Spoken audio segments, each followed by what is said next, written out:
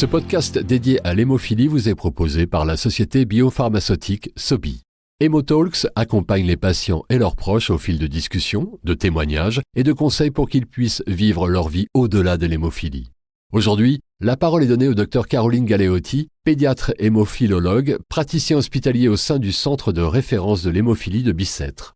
Le Dr Galeotti partage ses conseils pratiques sur la prise en charge des pathologies de la vie quotidienne, des traumatismes du jeune enfant hémophile et la gestion des situations à risque. De par son expérience de pédiatre, elle rappelle l'importance d'aborder avec les parents les complications hémorragiques que peut présenter un enfant hémophile, ainsi que les gestes d'urgence à adopter.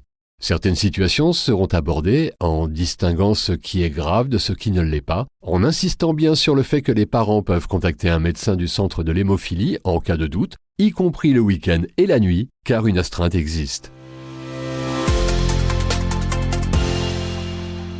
Bonjour Dr Galeotti. Tout d'abord, nous allons aborder avec vous un premier symptôme relativement fréquent dans la population générale, l'épistaxis, ou communément appelé saignement de nez.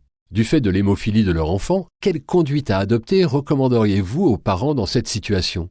Existe-t-il un traitement particulier dans ce cadre afin de stopper l'hémorragie ? Dans un premier temps, en cas de saignement de nez, il faut surtout faire moucher l'enfant pour enlever les caillots, puis tamponner, c'est-à-dire faire une compression avec les doigts en appliquant une compression ferme sur le tiers inférieur du nez pendant 10 minutes. De l'acide tranexamique peut être donné dans un second temps. Ce médicament antifibrinolytique, qui empêche la dégradation trop rapide des caillots, peut être administré dans la bouche avec une pipette, mais peut aussi être tamponné avec une compresse dans le nez ou la bouche. Parlons à présent d'une autre situation à laquelle les parents peuvent être confrontés, de la fièvre chez l'enfant. Comment vérifier que ce dernier présente effectivement de la fièvre ? Et si tel est le cas, quels médicaments les parents peuvent-ils lui donner pour faire baisser sa température ? En cas de suspicion de fièvre, la température ne doit pas être prise par voie rectale, mais elle pourra être prise en axillaire, c'est-à-dire sous l'aisselle ou dans l'oreille. Dans le cas où la température serait de fait trop élevée, les AINS et l'aspirine ne doivent pas être donnés comme traitement contre la fièvre. Seul le paracétamol peut être administré. Passons maintenant aux pathologies auxquelles l'enfant pourra être amené à faire face. La rhinopharyngite reste extrêmement fréquente et ce, chez tous les enfants. Chez un enfant atteint d'hémophilie, quels gestes et précautions pour les parents ? En cas de rhume, l'enfant doit avoir des désobstructions rhinopharyngées ou lavage de nez. Celles-ci doivent être effectuées de façon douce, avec des pipettes de sérum physiologique, le mouche-bébé étant déconseillé. La maladie de l'enfance et particulièrement du nourrisson, qui inquiète souvent les parents, est la bronchiolite. Chez un enfant hémophile, à quel type de prise en charge thérapeutique les parents doivent-ils s'attendre ? En effet, les parents de bébés hémophiles ont fréquemment des questions sur la bronchiolite, notamment sur le nouveau médicament pour la prévention de la bronchiolite. Celui-ci doit être administré par voie intramusculaire. Ainsi, afin d'éviter un hématome important, il faut après l'injection comprimer pendant 10 minutes et mettre une bande semi-compressive. À noter que les autres vaccins peuvent être administrés en sous-cutané, au niveau du bras, pour pouvoir bien comprimer et mettre une bande. Concernant la prise en charge de la bronchiolite, les désobstructions rhinopharyngées ou DRP ou lavage de nez sont essentielles. La kinésithérapie respiratoire est contre-indiquée chez l'enfant hémophile. Si l'enfant doit être alimenté avec une sonde gastrique, il sera alors substitué par l'administration d'un traitement anti-hémophilique avant la pose de sonde gastrique. Avec l'acquisition de la marche, le risque de chute et donc d'hématome, voire d'hémarthrose augmente. Pouvez-vous en dire davantage sur ce sujet et expliquer aux parents en quoi ces derniers sont douloureux et nécessitent parfois un avis médical ? Il est vrai que lorsque l'enfant commence à se mettre debout et marcher à quatre pattes, peuvent apparaître des hématomes au niveau des crêtes tibiales. Ceux-ci peuvent être assez douloureux. Il peut avoir également des hématomes musculaires profonds, notamment au niveau des fesses, entraînant une tenue assise douloureuse, voire impossible. L'enfant peut aussi avoir des saignements intra-articulaires qu'on appelle des hémarthroses, notamment au niveau des coudes, chevilles et genoux.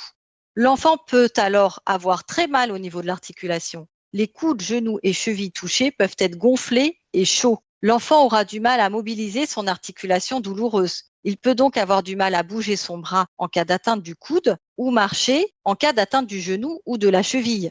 Dans ces situations, il faut bien sûr appeler l'astreinte du centre prenant en charge l'enfant pour son hémophilie et en attendant un traitement spécifique, du paracétamol peut être donné à l'enfant pour le soulager. Une complication chez l'enfant hémophile ne recevant pas encore de traitement prophylactique ou ayant eu un traumatisme crânien peut être l'hémorragie intracérébrale. Bien que rare, quand suspecter une telle complication? Quels symptômes doivent alerter les parents?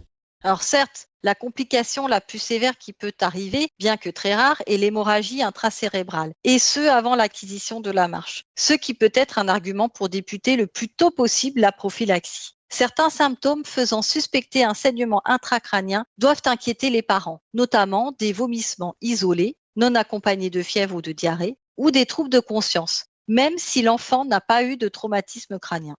Pour conclure, pouvez-vous expliquer aux parents qui nous écoutent en quoi est-ce indispensable de rappeler au personnel soignant que leur enfant est atteint d'hémophilie en cas de consultation aux urgences? Alors, en cas de consultation aux urgences, même pour un motif ne faisant pas suspecter une complication hémorragique, il faut toujours rappeler que l'enfant est atteint d'hémophilie et donner les coordonnées du centre de l'hémophilie. En effet, certaines précautions seront prises. Contact avec le médecin d'astreinte du centre de l'hémophilie pour savoir si un traitement anti-hémophilique doit être administré, prendre des précautions en cas de prise de sang, pas de prise de sang au niveau radial, c'est-à-dire au niveau de la face antérieure du poignet, comprimer 10 minutes et mettre une bande semi-compressive pendant 24 heures et pas d'administration d'anti-inflammatoires non stéroïdiens ou AINS ou d'aspirine. Si un geste invasif doit être effectué, par exemple des points de suture, une ponction lombaire, la pose d'une sonde, l'enfant devra être substitué par l'administration d'un traitement anti-hémophilie avant. En cas de traumatisme, si une fracture est avérée, on ne peut pas faire de plâtre circulaire. On peut alors mettre un plâtre et le fendre pour faire un plâtre semi-circulaire. Si l'enfant doit être opéré, un protocole de chirurgie multidisciplinaire en concertation entre l'équipe chirurgie et l'équipe hémophilie est alors nécessaire. Et en cas de suspicion d'accident hémorragique, l'enfant doit être substitué avant toute imagerie. Merci Dr Galeotti pour ces précisions. Nous vous donnons rendez-vous prochainement sur HemoTalks pour un nouvel épisode consacré à l'hémophilie. Pour toute demande d'information médicale, veuillez nous envoyer un email à medinfo.fr@sobi.com.